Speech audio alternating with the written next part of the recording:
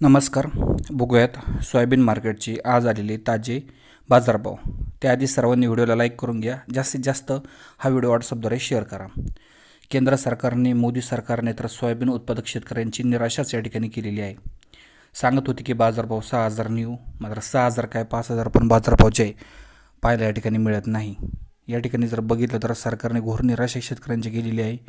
बाजारभाव जे आहे मागच्या 2 वर्षापासून शेतकरी मित्रांनो तब्बल तसेच बाजारभाव आहे. बाजारभाव वाढले पाहिजे, महागाई वाढत आहे, मात्र सरकारने जे ठरवलेलंच आहे की सोयाबीन उत्पादकांना आता जगू द्यायचं नाही. असे जर बाजारभाव राहिले तर तुम्ही सांगा उत्पादन काय निघेल आणि खर्च काय निघेल. या ठिकाणी बाजारभाव कमीत कमी 5,500 रुपये पाहिजे तर शेतकऱ्यांना परवडतं आहे. सध्या बाजारभाव जो राहिले 3,900 ते 4,300.